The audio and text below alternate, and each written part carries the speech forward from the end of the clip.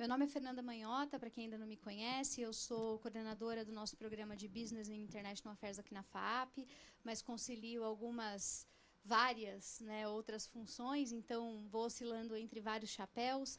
Há também... Onde está meu passador? Aqui, obrigada. Eu atuo também como pesquisadora e trabalho na área de relações internacionais já há muitos anos, em vários think tanks, no SEBRE, que é o Centro Brasileiro de Relações Internacionais, o maior think tank da América Latina, no Inter-American Dialogue, no German Marshall Fund, que são os maiores think tanks de Washington, e talvez a gente já tenha se encontrado algumas vezes, porque eu estou toda tarde na CNN Brasil, onde eu faço análise de política internacional, sempre nos jornais desse período lá da nossa TV. Hoje eu fui escalada aqui pelo Fin4X para conversar com vocês sobre um tema que é muito caro a quem vem do mundo da diplomacia, quem trabalha nesse universo, e também, de uma maneira geral, para todas nós que estamos inseridos em ambientes de poder. Eu já tive uma experiência anterior com esse tema, quando nós preparamos um curso que vocês devem conhecer, talvez algumas aqui já tenham até feito, que fala justamente sobre liderança feminina e os desafios dessa liderança. E, no caso da minha disciplina, dentro desse curso em particular, a gente fala sobre competências de poder e técnicas de negociação. Coisas que, para algumas pessoas, pode ser um pouco intuitiva, então muita gente faz isso quase que naturalmente, por uma questão de característica pessoal, mas que não é necessariamente algo inato. É possível, sim, desenvolver, aprimorar do ponto de vista da técnica, e é um pouco sobre isso que a gente vai conversar hoje. Então, preparei uma conversa estilo meio pocket, assim, para a gente navegar um pouco desse universo e trazer algumas reflexões que têm sido, talvez, aquelas que estão hoje na fronteira dos debates sobre negociação. Eu sei que o nosso tempo aqui é curto e que a fala tem que ser mais concisa, já me estendi demais, mas é porque eu queria, de fato, que nessa primeira experiência todas vocês se sentissem muito acolhidas e que vocês, desejo, tenham uma ótima experiência aqui ao longo desses 2 dias. Bom, eu vou começar, basicamente, colocando aqui, né, discutindo com vocês, um pouco sobre o que a negociação tem a ver com poder. Durante muito tempo, as pessoas tinham uma visão muito reducionista, muito minimizadora do conceito de poder, né? Poder era geralmente visto e atribuído no contexto, principalmente da política ou das relações internacionais, ou até do mundo corporativo, como um elemento assim meio etéreo, uma coisa assim de que de repente você só tem poder se esse poder ele é concedido a você. E hoje já não é mais assim que a gente trata poder. O poder ele é relacional, ele precisa necessariamente, então, ser reconhecido, e, para ser reconhecido, ele precisa necessariamente ser construído. Ele é multifacetado, ele passa por várias possibilidades, e ele se transforma no decorrer do tempo. Fontes de poder, elementos que definem capacidades, não são pré-determinados, nem são fixos. Eles mudam com o decorrer da experiência, né, humana e dos ambientes de negócios. A gente teve um grande evento aqui na semana passada, com inclusive 2 figuras do mercado financeiro, né, o CEO da Galápagos e o CEO da XP. E nessa conversa a gente falava sobre inteligência artificial, que agora é o tema da vez, né? Vai ter bastante coisa no Fin4X sobre isso também. E o pessoal estava dizendo o seguinte, que mesmo nesses segmentos, nessas 2 empresas, já há perspectiva de transformação sistêmica relevante, né? Com áreas que vão ser reduzidas drasticamente, áreas que vão ser fechadas totalmente, enfim. Havia esse debate e o quanto isso é rápido e o quanto isso já é real, né? Não é uma questão de horizonte de longo prazo, de dizer, um dia, vem aí. Não, não. Vem aí, tipo, janeiro do ano que vem, né? É uma coisa bem do curto prazo mesmo. E eu achei muito interessante, porque enquanto a gente falava sobre essas mudanças drásticas que o segmento está enfrentando, os 2 disseram uma coisa que ressoa muito com o que os maiores especialistas em inteligência artificial do mundo têm dito, né? Que, no final das contas, é claro que vai haver uma crise do emprego, uma necessidade de readequação da mão de obra e tudo que a gente sabe, né, tensões sociais que vêm daí, mas, ao mesmo tempo em que certas funções se tornam menos relevantes, tem outras que se tornam cada vez mais relevantes. E, do ponto de vista dessa conversa que eu estava presenciando na semana passada, o que parecia um consenso era o seguinte: algumas habilidades técnicas operacionais e até pouco tempo muito valorizadas por serem muito difíceis de executar, elas são rapidamente automatizáveis. Então, a inteligência artificial vem como um desafio para essas áreas, né? Inclusive, eles falavam muito, por exemplo, sobre desenvolvedores, né? Que era uma coisa que até outro dia parecia a profissão do futuro e, de repente, rapidamente se tornou a profissão do passado, assim, porque muita gente que nunca programou na vida agora consegue programar sem saber programar, né? Agora, se por um lado isso aconteceu, por outro lado, o que vem como um consenso que eu ia dizendo é a ideia de que algumas funções nunca foram tão sabidamente humanas como elas serão daqui para frente. Entre elas, a capacidade de comunicação e de geração de conexão. Porque você pode preparar um bom relatório, você pode preparar uma boa apresentação, você pode preparar um conjunto de análise de dados relevante a partir da inteligência artificial, mas o processo de convencimento, o processo de apresentação, o processo de construção de confiança, ele continua sendo majoritariamente um processo humano, porque, afinal de contas, o que você vai fazer com isso ainda precisa da interação. E ouvindo essa mescla entre o que falavam esses convidados na semana passada e o que os grandes especialistas em inteligência artificial têm discutido, né, na sua literatura mais especializada, eu me dei conta de que esse nosso papo de hoje aqui ele é mais relevante do que nunca, porque, afinal de contas, a gente precisa entender quais são esses recursos de poder que hoje são importantes no mundo que a gente vive, não são os mesmos de antes, não vão ser os mesmos de amanhã, e de que maneira a gente pode se colocar nesse lugar de persuasão, de convencimento, de criação de confiança, para que características ainda humanas sejam características que façam a diferença num universo em que a máquina substitui muitas das funções que a gente fez até outro dia, né? Então, esse é o contexto que traz essa conversa a um lugar de importância que é único, né? Mesmo que você não seja naturalmente ou não se veja naturalmente como um exímio comunicador ou um exímio negociador, talvez você precise desenvolver essas competências, porque elas serão competências necessárias no mundo em que o universo do trabalho se transforma tanto, né? E pensando particularmente na relação entre poder e negociação, quando a gente olha, né, para essa realidade, a gente tem pelo menos 4 elementos que conectam esses dois campos. Primeiro, porque a gente está falando da política como a capacidade de fazer o que as pessoas não fariam se não fosse a sua intervenção. É isso, vale para o mundo corporativo, vale para a vida familiar, vale para qualquer lugar, né? Então, é considerado um exercício de poder aquilo que altera o curso natural de uma ação. Se você não interviesse, a ação teria um resultado ou caminharia por um rumo diferente. E, nesse sentido, a capacidade de influenciar, de moldar a percepção, de construir a narrativa, é algo que nos interessa do ponto de vista da negociação. Assim como acomodar interesses. Acomodar interesses é a base de toda e qualquer relação de poder, porque, afinal de contas, a todo momento você vai ter que lidar com divergências e tentar construir convergências. E é esse o desafio, inclusive, da negociação, né? Como você encontra meios de fazer com que diversas partes se sintam relativamente confortáveis com uma certa decisão, ainda que, em tese, essas partes inicialmente tivessem interesses diferentes. Daí a gente vai falar um pouco sobre a construção de coalizões, né? A importância de, muitas vezes, perceber que, agindo sozinho, a gente é muito mais fraco do que se nós agíssemos de modo colegiado. Isso vale para muita coisa e, particularmente, no meu campo de atuação, essa é uma das grandes verdades que se cristalizou ao longo dos anos, né? Cada vez mais a gente vê um mundo em que países não conseguem agir sozinhos. Toda vez que eles tentam agir sozinhos, eles enfrentam custos mais elevados do que benefícios.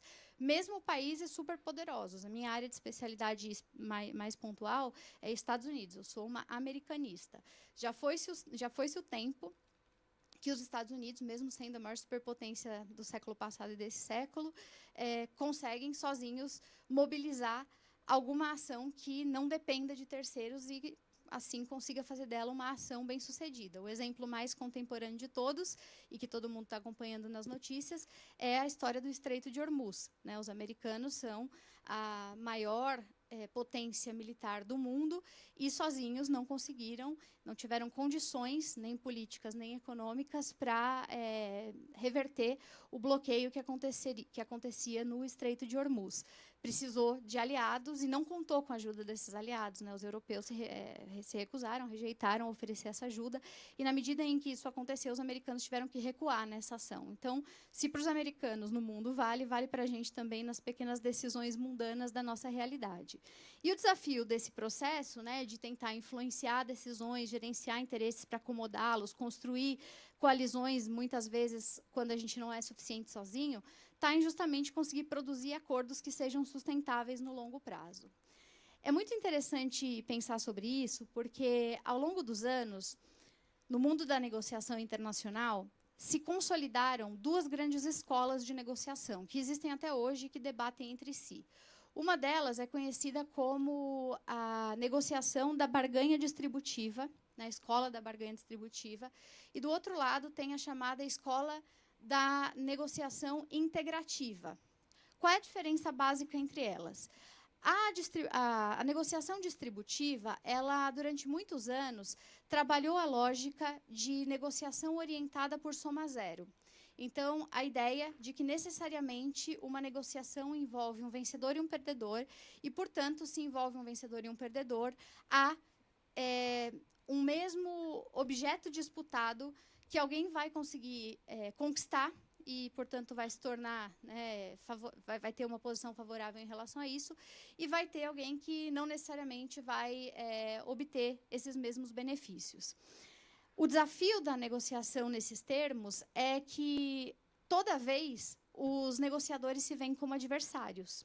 Eles se veem sempre diante de uma disputa em que alguém vai ter que abrir mão de alguma coisa muito importante em detrimento da sua vontade e, portanto, em favor do outro.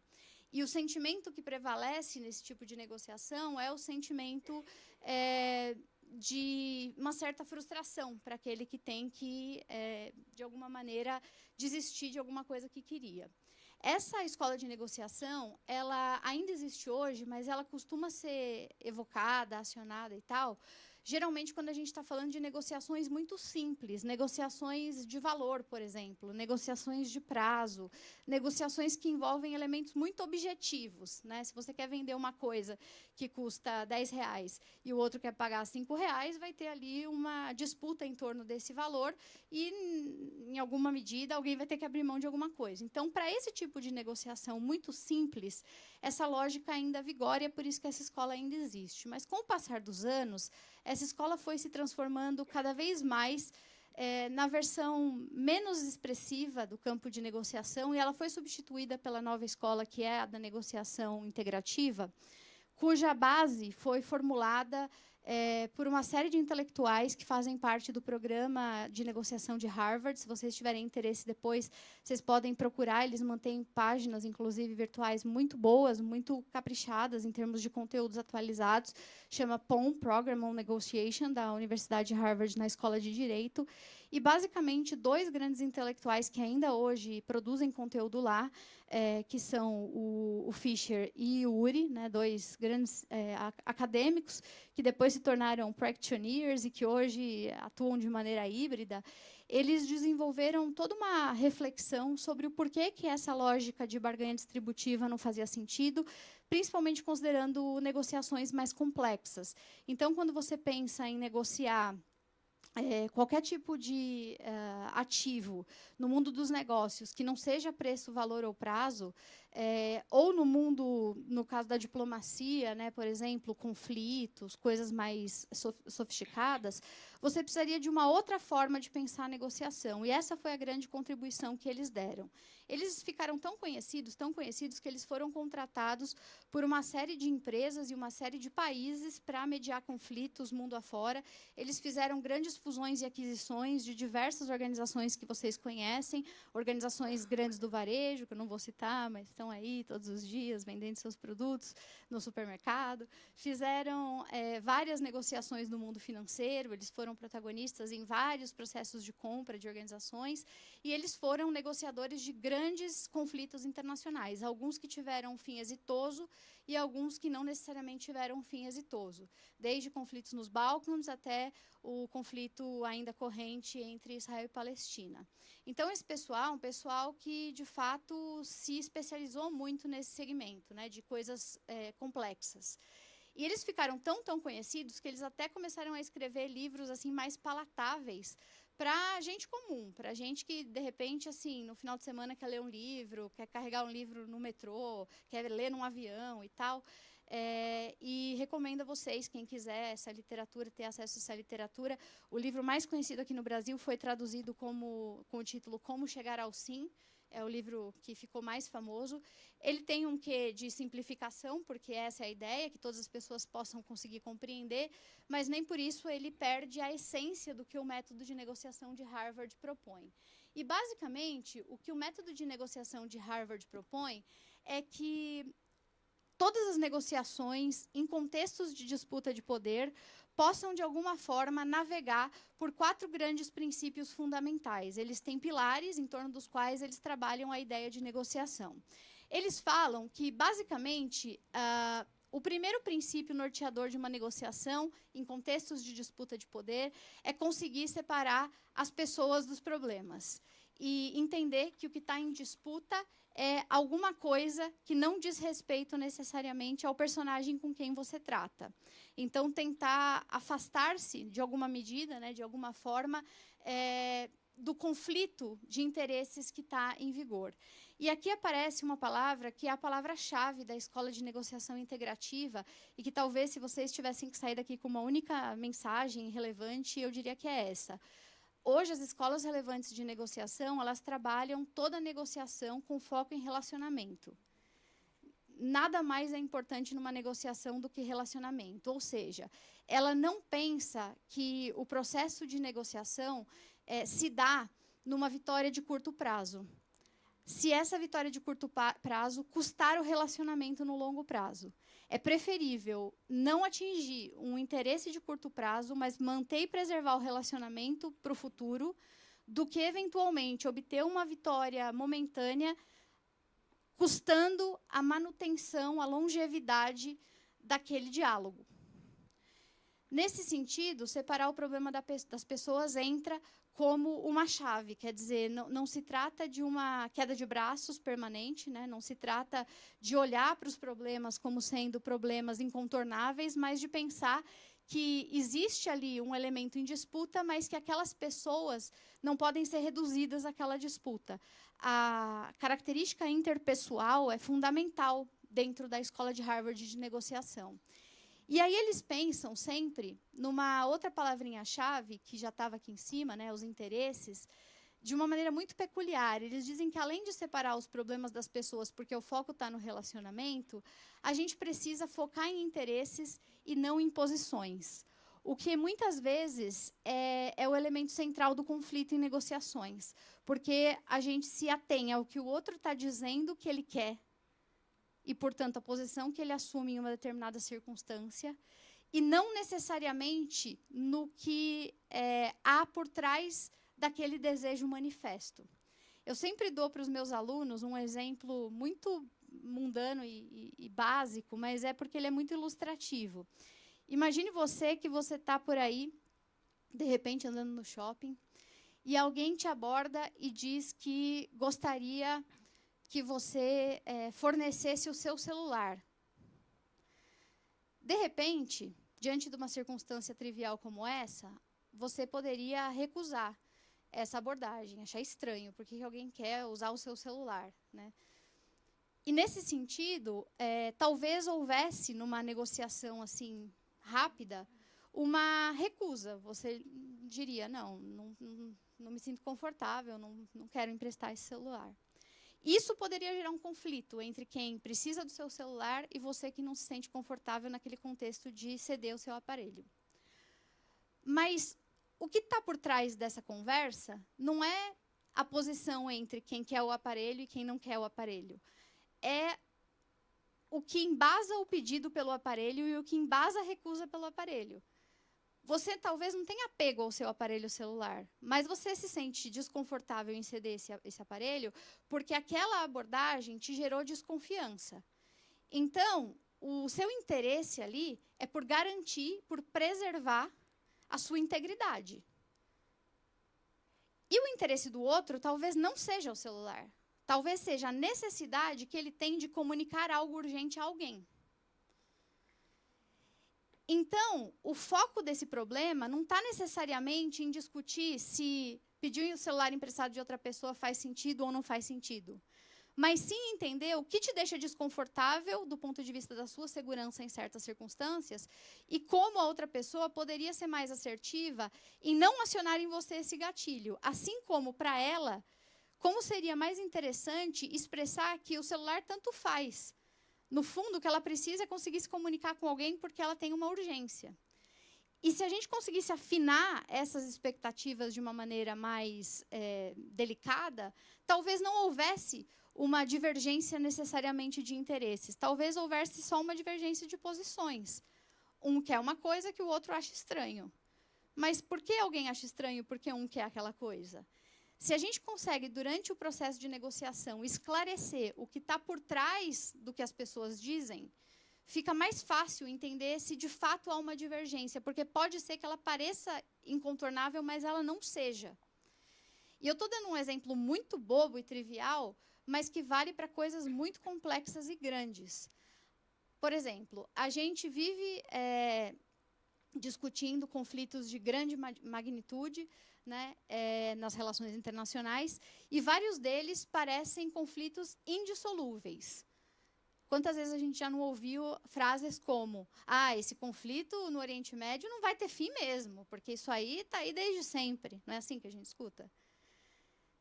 Isso aí é um conflito religioso. Conflito religioso não tem jeito, né, porque ninguém vai abrir mão das suas convicções e tal. Nem sempre o conflito esteve lá, nem necessariamente aquele é um conflito religioso. Se a gente se aprofundar, e eu não vou fazer isso aqui porque não é o objetivo nessa matéria em particular, vocês vão ver que existe muita área de convergência que seria possível trabalhar. O que não existe é o interesse político em fazer isso. Do ponto de vista da nossa realidade do dia a dia, também às vezes vai ter interesse político que não permite certas agendas de andar. Mas, na maior parte dos casos, o problema nem chega nessa esfera. O problema ele aparece muito antes, quando você se apega ao que o outro diz, mas não necessariamente ao que ele gostaria de dizer. E, às vezes, ele não diz, não é nem porque ele não queira, porque seja ali uma valsa de sedução em que ele quer omitir de você uma informação na negociação de uma coisa. Mas é porque não há sequer o autoconhecimento do porquê as pessoas pedem certas coisas. Em diversas circunstâncias, isso acontece. E o método Harvard de negociação, ele sempre vai dizer que a melhor forma de contornar esse problema é perguntar o porquê das coisas até o máximo número de derivadas que você conseguir. Eles geralmente dizem que os interesses aparecem na quinta derivada. O que isso quer dizer? Por exemplo, eu gostaria de envolver o meu superior nessa negociação. Ele precisa estar presente.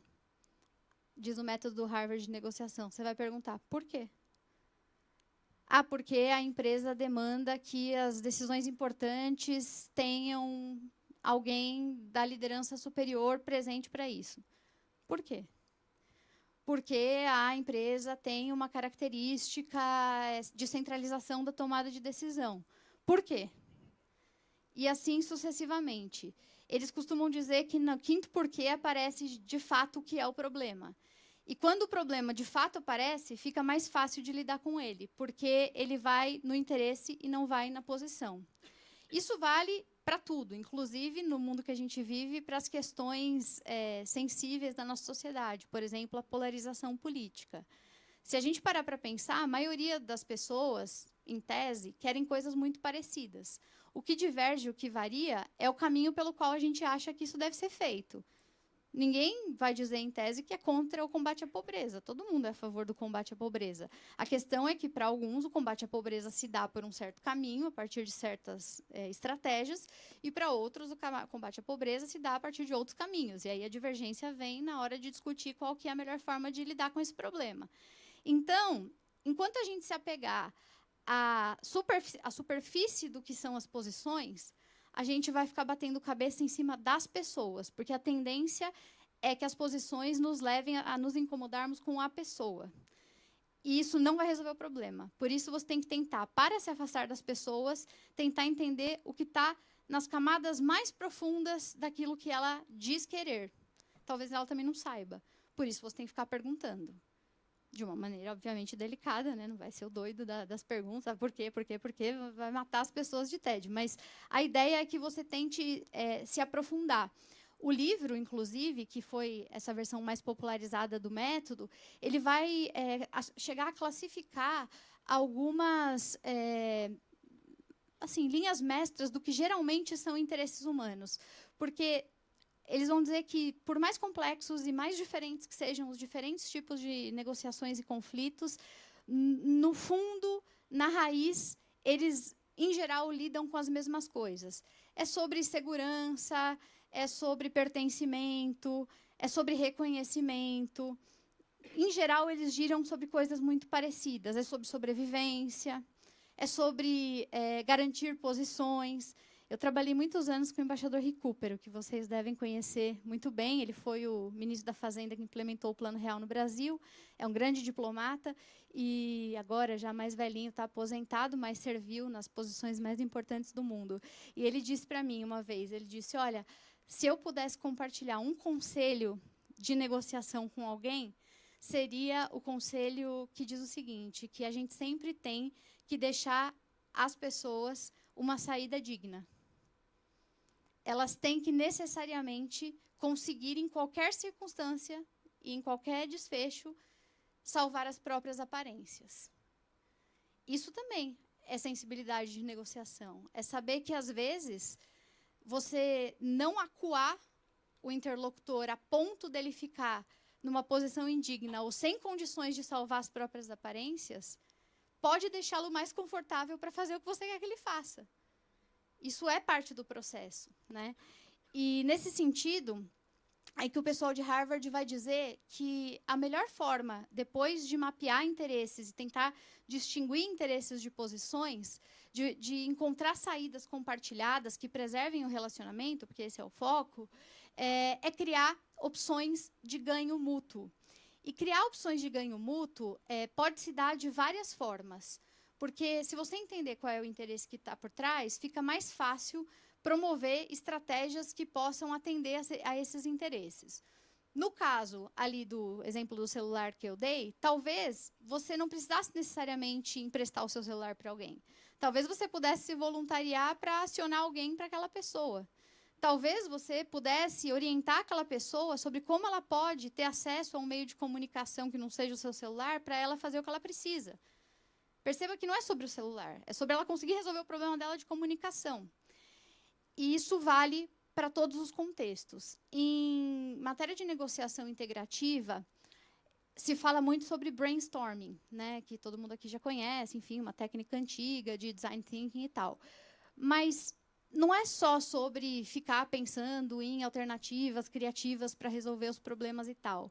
É assumir que, às vezes, a resolução dos problemas envolve, inclusive, envolver terceiras partes, que não tem nada a ver com o problema, mas que talvez possam ser úteis para ajudar a endereçar certas questões. Às vezes, a resolução do problema envolve não só envolver terceiras partes, mas talvez demandar ajuda especializada. Às vezes precisa de um mediador de uma coisa, às vezes precisa de alguém que traga uma informação nova. Às vezes precisa triangular com alguma outra temática que, em tese, não tem nada a ver com o que está sendo negociado.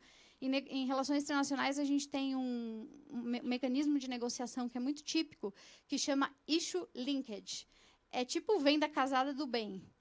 É quando você associa uma negociação a outra negociação. Então, assim, está difícil destravar uma coisa aqui, Mas se você trouxer uma segunda negociação paralela que está acontecendo envolvendo os mesmos atores e vincular uma a outra, talvez você consiga barganha, do tipo, olha, o Brasil, exemplo atual que está em vigor. O Brasil está querendo resolver o problema das tarifas com os americanos, porque não querem que as tarifas voltem e está tendo agora uma investigação no contexto do Tesouro Americano que pode impor entre junho e julho novas tarifas contra o Brasil, da ordem de até 40% em vários setores. Então, o Brasil não quer que isso aconteça. Só que o Brasil sabe que, se chegar lá e sentar para negociar tarifas setoriais, talvez isso seja muito difícil, porque envolve sensibilidades e lobbies diversos que acontecem aqui e lá.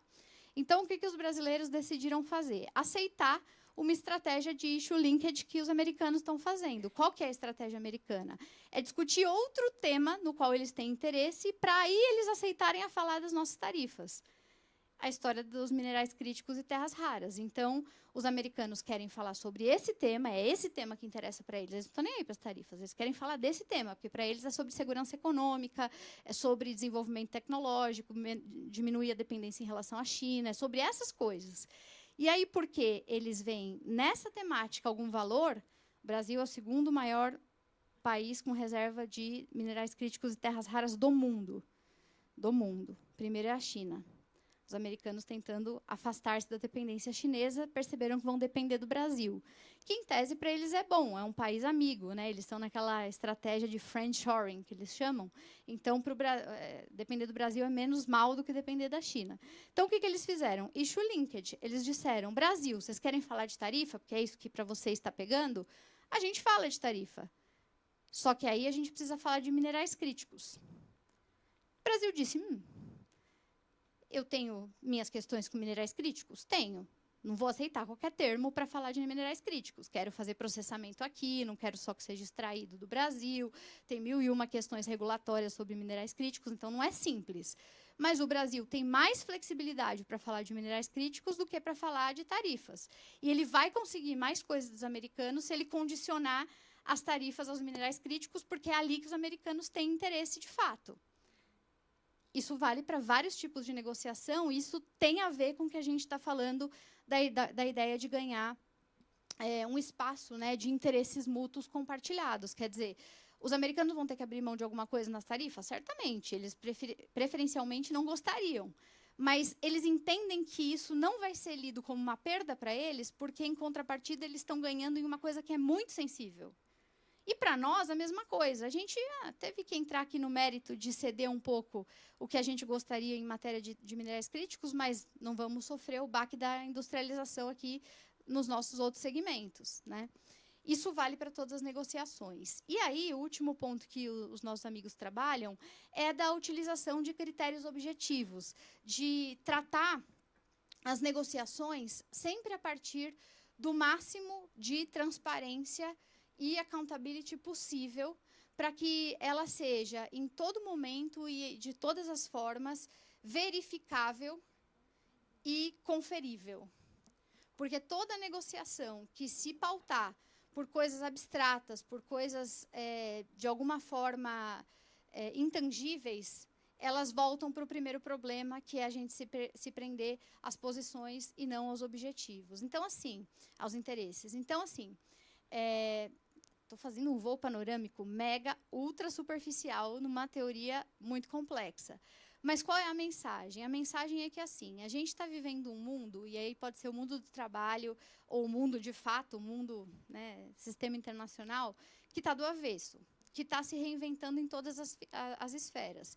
E a partir do qual a gente vai ter que tomar decisões sempre muito difíceis. Decisões difíceis em ambientes de poder, eles necessariamente exigem que a gente tenha certas habilidades, e eu diria mais do que isso, certas sensibilidades. O que essa galera que está há 40 anos estudando negociação tem a contribuir com esse mundo do avesso? A mensagem que eles têm para transmitir, que talvez seja essa sementinha que esse talk vem para plantar, é de que, para pensar a sua função mais bem-sucedida nesse mundo do avesso, a gente precisa desenvolver a capacidade de ler ambientes, de se aprofundar no que dizem as pessoas e de conseguir construir caminhos que façam sentido do ponto de vista dos relacionamentos. O método Harvard, ele vai dizer que é sempre muito importante que a gente se pergunte sobre o que os outros querem de fato, que a gente tente entender o que a gente pode oferecer nesse espaço de barganha compartilhado que se torna possível e de que maneira a gente pode exercer a criatividade nesse momento de solucionar problemas. É como se a gente estivesse dizendo que nenhuma negociação ela tem, logo da partida, uma resolução óbvia ou um fim previsto. Toda negociação envolve um exercício de criatividade. E essa é uma ação eminentemente humana, que continuará sendo uma ação eminentemente humana, a capacidade de criar coisas que não existem.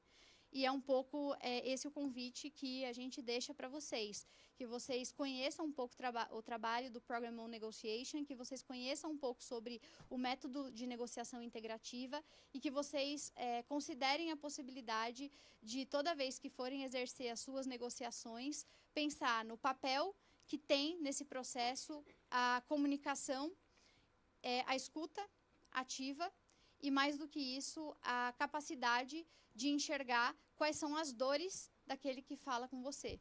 Porque, afinal de contas, todos nós estamos lutando batalhas difíceis, como diz o mestre de todos, o Platão.